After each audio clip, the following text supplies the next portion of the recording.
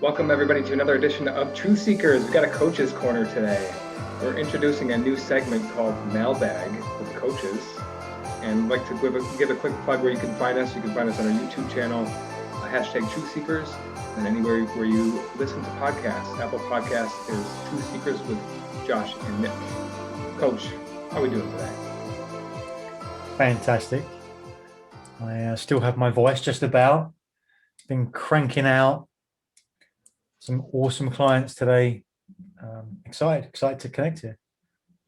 Yeah, we're recording at the end of the day here. It's a Tuesday afternoon. We'll be super transparent. It is 4:15 in the afternoon, 4:19 to be specific. It's interesting. I describe to some people when I tell them about my days and how many Zoom calls I have lined up and the people that I serve, they get surprised. But I've become accustomed to having 10 Zoom calls lined up in a day, or 12 or 14, and I get to this point in the day and I'm still vivacious. I still have energy. I don't know how to explain. I guess maybe that goes to, it says something about loving what you do. Is that how you would describe that? It says something about loving what you do, and it says something about what you can achieve if you demand it of yourself. I think there's a balance to be had, of course. But yeah, it's amazing what you can do if if you have to, you keep going, right? Or if you choose to, you keep going. If you're doing something that juices you up, time disappears anyway, right? If you think about whatever it might be that you do, that you love to do, like you can spend 6 hours doing it, like without even a break. It's like, oh, where did 6 hours go? Same thing, right? It's all there. Yeah, I think we somewhere along the way we get stuck in our head that we're not allowed to monetize whatever activity that is for us. And for me, it's coaching. I love to connect with people and hear about their businesses and their goals and their aspirations and help bring them up. And I get paid to do that, which is amazing. And that was a barrier for me at one point. I was like, people are going to pay me to help them out with that? Yes, they are. So it comes down to belief systems, which we actually have a question in our mailbag today that we'll come up with belief systems. But I think at a certain point, it comes down to that spot. If you're going to make a change in your life, if you're going to make a commitment, if you see yourself in the future as something vastly different than you are today, something's got to give with your belief systems or what you believe to be true about yourself or what you would do for a living. Yeah. What do you want to get to, right? What's maybe it's just checking yourself sometimes and asking yourself, like, are you in a place where you want to be and you just forgot that you like it? Isn't that a weird thing to say? Right? It's, if you don't like what you do, change it. If you don't love what you do, change it. If you can't find something to love, change it. It's not the same as just not wanting to get out of bed today or just not wanting to do it today. That's a different thing. If inherently what you're doing isn't what you like to do, then change it. But if it's just trying to run away to the next thing, then nothing's going to change because you take yourself wherever you go. Like life is a climb. If coach, you talk about this going up the mountain, it's always going to be a climb. You just want to make sure that the mountain that you're going up is the right mountain. It's always going to be a climb, right? Sometimes, and there's going to be peaks along the way, and you're going to enjoy it. But there's always going to be some work to do, right? It's not always play. It's work. Doesn't mean you can't love it, but work is something means you've got to put effort in it. You've got to put energy to it. Mm. Yeah, I think there's a certain comfort level that comes with, well, I know what to expect. Like if I go to make a change, I don't know what's going to be there. I don't know what tomorrow is going to bring, but I think that's part of it is embracing that unpredictability in the short term. It's not going to be like that forever. You eventually level out with anything that you do.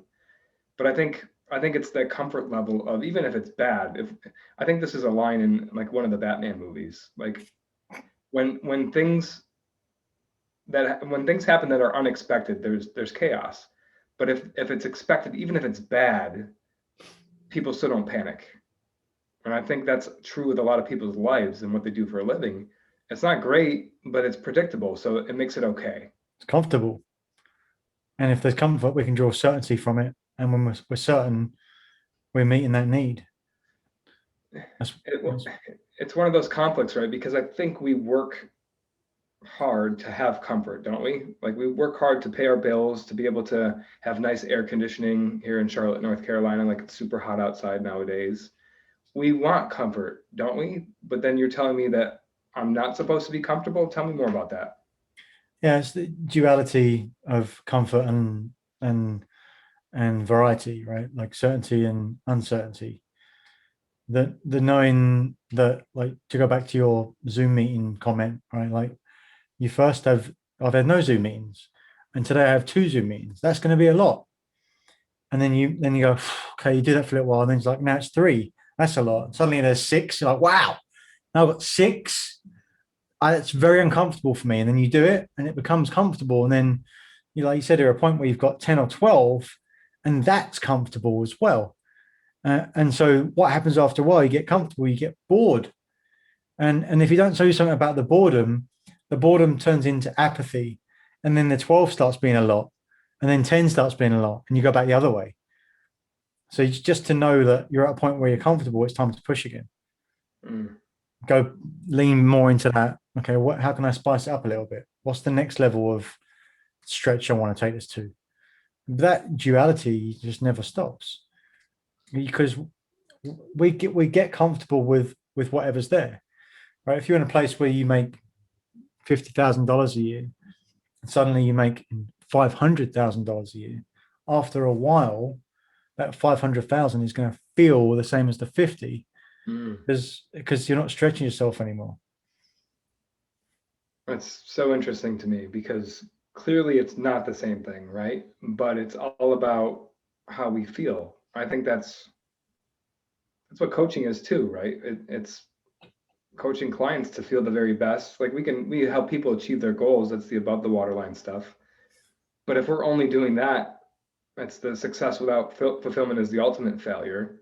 Like if we don't address any of the under the beneath the waterline psychology and mindset, then we're not really doing our jobs. Like people are not going to come back to the next coaching session if they're hitting their goals and just knocking it out of the park, and they still have the same problems in their lives, or they still see money the same way, or they're still not content with where they are in their life. Would you agree with that? Yeah, and I would also suggest that would show up in them not hitting their goals as well. They might be like off to initial hot streak on their goals, but that's going to quickly run out because the level of their reality is going to be higher than the level of their mindset. And it's back to the Say, thermometer say that one more time. The level of their reality. is higher than the level of their mindset.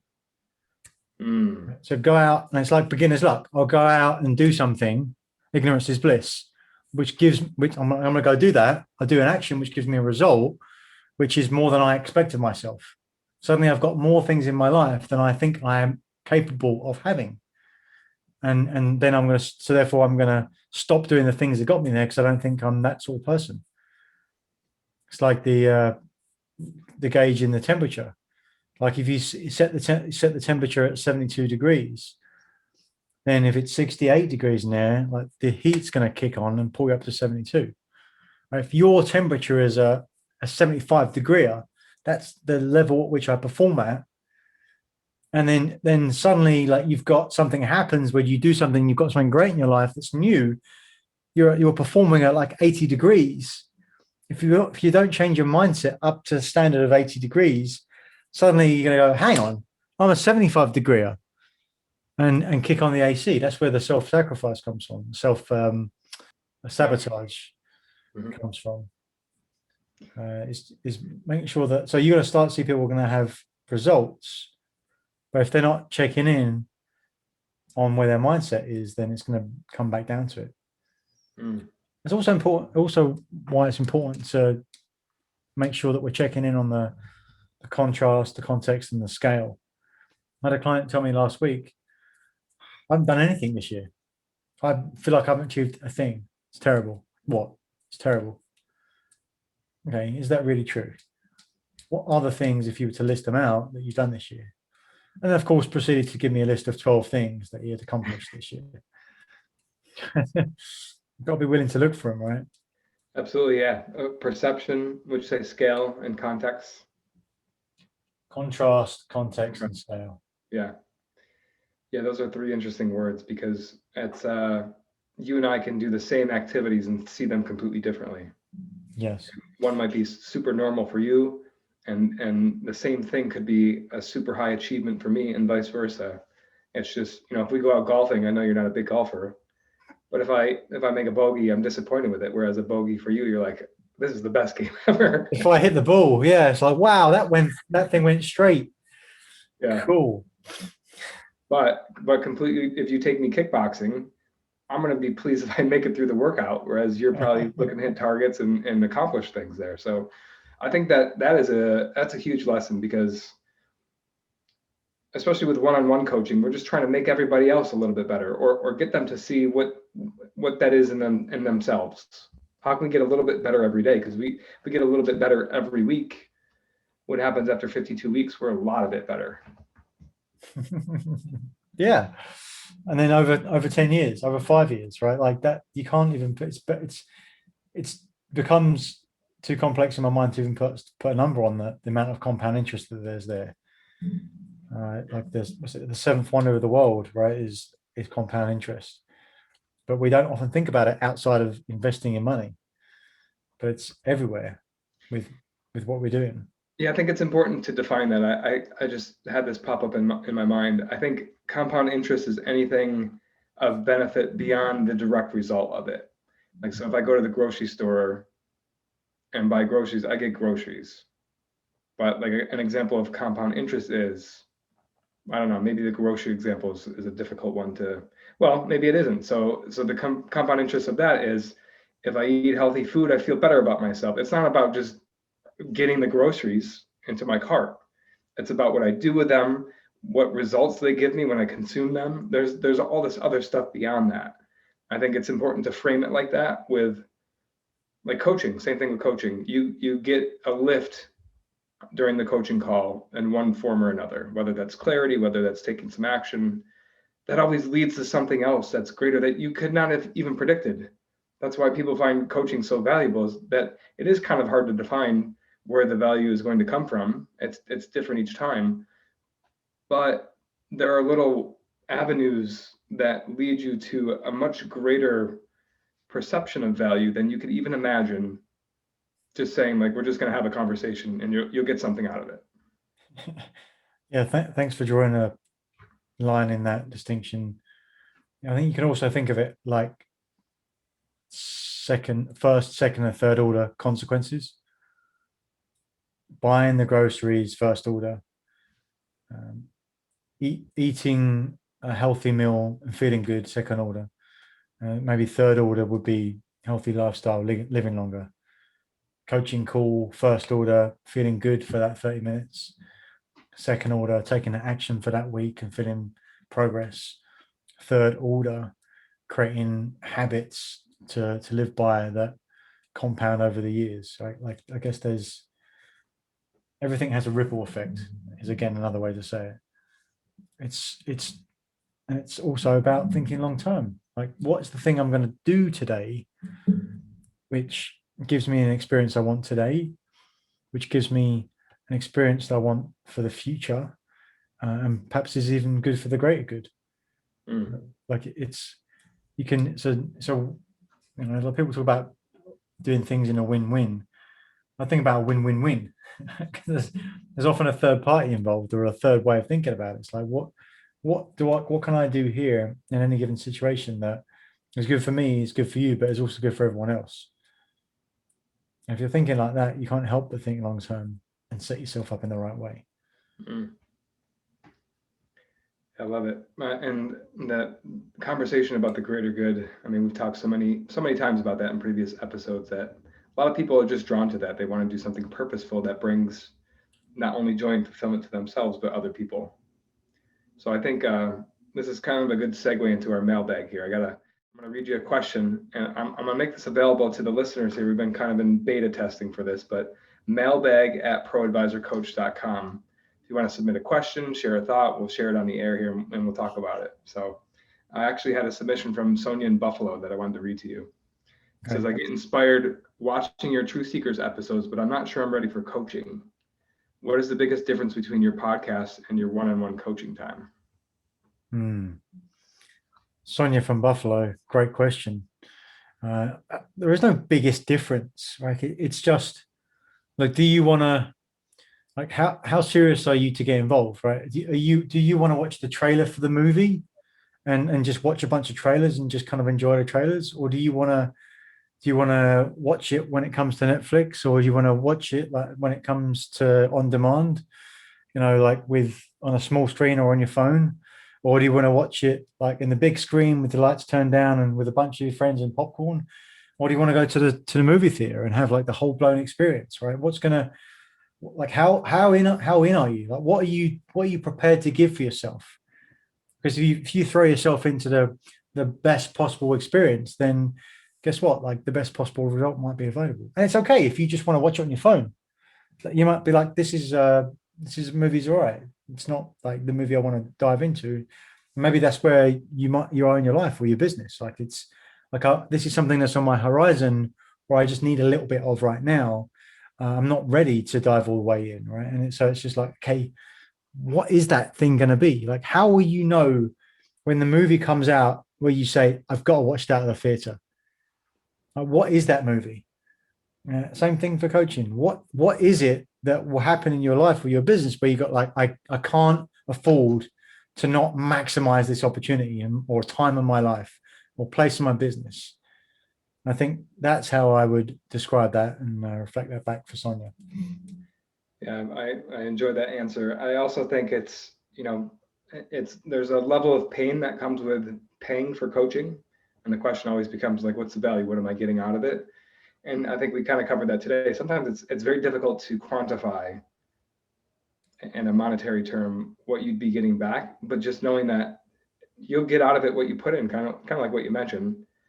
And there's no telling, but it's going to be working through some of these situations for you to get you to become a greater person, whatever that may mean to you, whatever your desire is. Is it a charitable endeavor? Is it becoming more for your employees? Are you a business owner? Does it mean growing in your business?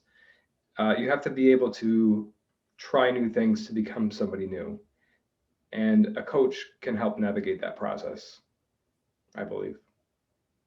Next question. Ready? Yeah. All right. Brian from Charlotte. What is the biggest barrier to success you've seen, and how have you helped your clients overcome? It just reminds me of the conversation we were just having, Coach, before this. We talk a lot about beliefs, and I believe that the flow of what is available in our life goes something like this: beliefs, thoughts. So what you believe is what you think about. What you think about is your actions. And what you do, your actions impact your results completely, and your results then impact the quality of your life. So beliefs, thoughts, actions, results, quality of your life. And I believe we're doing everything for a better quality of life, aren't we? And so I think that if you think about that, then the answer's got to be in your beliefs, right? Because there's no one size fits all. This is the biggest struggle people have. And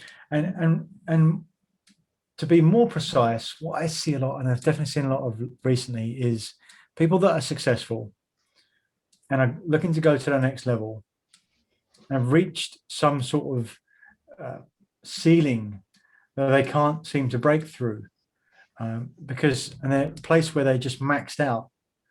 They know that working hard equals results, and they've been proponents of that and great examples of that in their businesses and their careers, and nailed it. Just like gone all the way into work hard, get result, work hard, get result. And it's worked for them. So they believe it so deeply. But it's not the whole equation.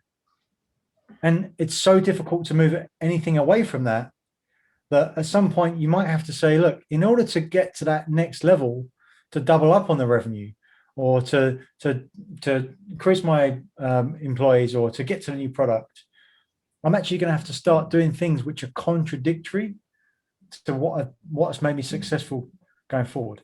That's what I see a lot. That's well put, and I have some comments with that, but that leads perfectly into the third and final question here. And It was about belief systems. It says, this is Christine from Charlotte. I've heard you both talk about belief systems. What are your belief systems? Lots and many, and so many that I don't even know. Right? I very intentionally say I believe all the time. And when I'm saying that, I'm backing it up with something that's very helpful for me. So I'm teaching myself, rewiring my mind. I've been doing this for years. Those new synapses in my brain, and I telling my subconscious that this I believe to be true. And if I tell myself I believe to be true, then I tend to find more references to back that up, and it becomes self-fulfilling. And whenever those things started, it was that's when that process started. And so I can't. So the point is that these are constantly things that are in cycles of being built. And so the game to play is like, watch out for the things that you tell yourself that you believe that aren't serving you. Beliefs often sound like, I always do this. That's not the sort of person I am. That's for you. That's let alone externally. So what do I believe? I believe in things that are helpful to me. I believe at the deepest level that anything's possible. And that allows me to build off of and create more smaller beliefs based on that platform. I believe that anything's possible. I think that's the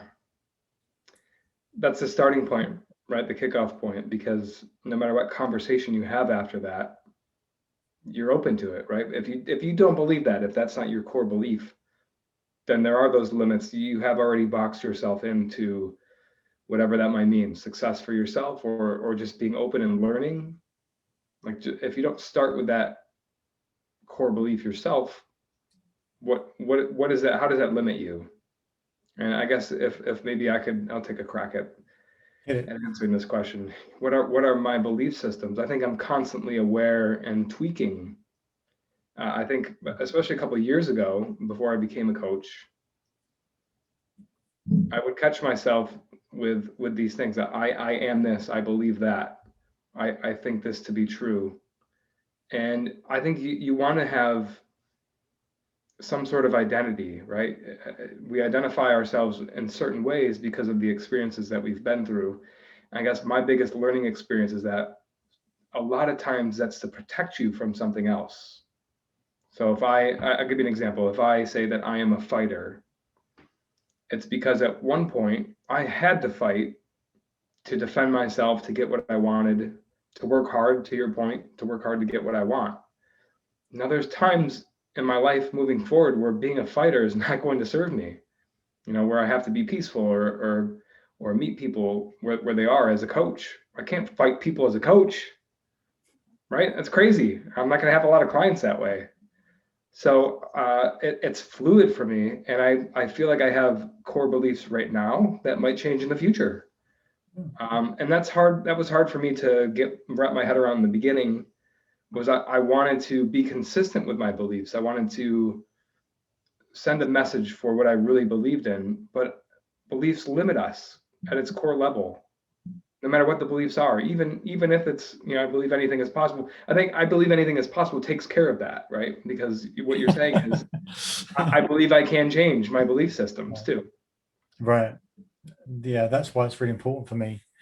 And it's complex, right? You talk about identity, if I was to define identity, I think of it just like as a collection of beliefs that we can put a nice bow around, so that's who we are.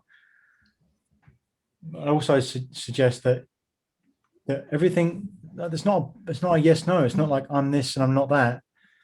And just because you're a fighter, like in that example, doesn't mean you can't be compassionate or a healer or an intellectual. Like you can be anything you want to be.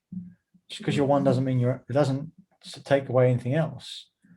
It's just, who do you want to be in the moment? Just decide to step into it, because humans are multifaceted, and it's just like, who do I want to be? And so it's easy to get caught in one of the areas, right? Because we know that we're pattern creating creatures. We like to create patterns, so we haven't got to relearn things.